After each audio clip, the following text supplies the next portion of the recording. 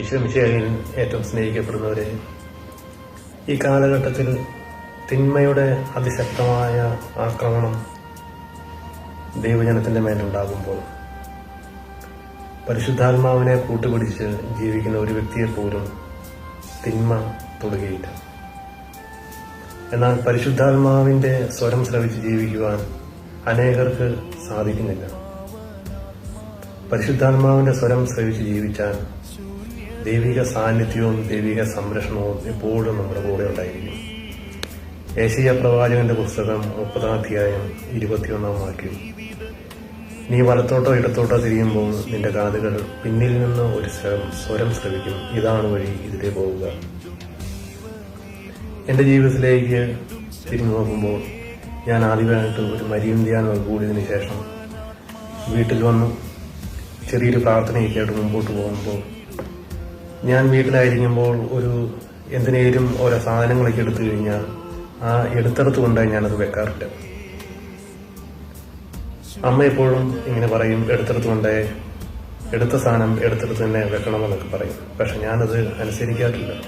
എന്നാൽ ധ്യാനം കൂടി വന്നതിന് ശേഷം ഒരു ദിവസം മാങ്ങ അരിയുവാൻ വേണ്ടി ഞാനൊരു കത്തി എടുത്തുകൊണ്ട് വന്നു.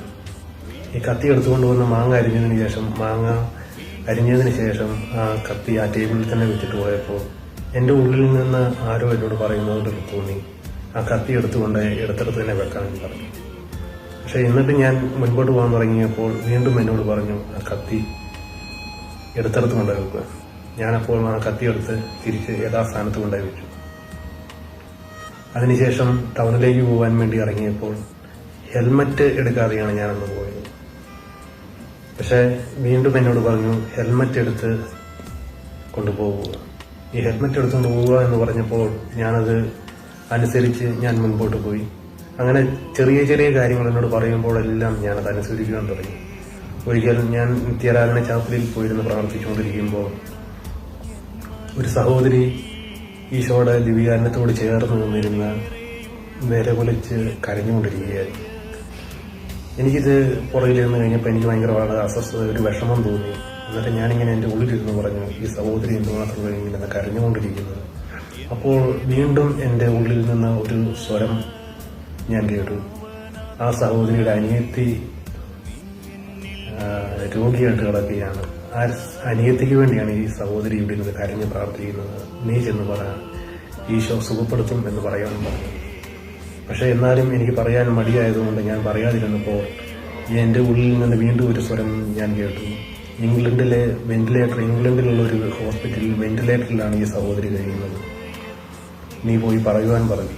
ഇതും കൂടെ പറഞ്ഞു കഴിഞ്ഞപ്പോൾ ഞാൻ ആ സഹോദരിയുടെ അടുത്ത് ചെന്ന് ആ സഹോദരിയോട് ചോദിച്ചു, സഹോദരിയുടെ അനിയത്തിക്ക് വേണ്ടിയല്ലേ ഇവിടെ ഇരുന്ന് പ്രാർത്ഥിച്ചുകൊണ്ടിരിക്കുന്നത്? അനിയത്തിയെ സുഖപ്പെടുത്തുമെന്ന് ഈശോ പറയാൻ പറഞ്ഞു എന്ന് പറഞ്ഞു.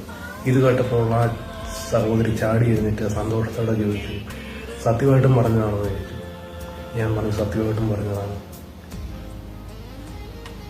അപ്പോൾ ആ സഹോദരി സന്തോഷത്തോടെ അവിടെ ഇരുന്ന് 3-4 ദിവസങ്ങൾക്ക് ശേഷം വീണ്ടും കാണുവാൻ സാധിച്ചപ്പോൾ ആ സഹോദരി എൻ്റെ അടുത്ത് വന്ന് പറഞ്ഞു, അന്ന് തന്നെ വെന്റിലേറ്ററിൽ നിന്ന് മാറ്റി റൂമിലോട്ടാക്കി. അതിനുശേഷം ഇപ്പോൾ വീട്ടിലേക്ക് കൊണ്ടുവന്നു. ആ സഹോദരി സുഖമായിട്ടിരിക്കുന്നത്. ലൂക്കായുടെ സുവിശേഷം 16-ാം അധ്യായം 10-ാം വാക്യം ഇപ്രകാരം പറയുന്നു, ചെറിയ കാര്യങ്ങളിൽ വിശ്വസ്തൻ വലിയ കാര്യങ്ങളിലും വിശ്വസ്തനായിരിക്കും.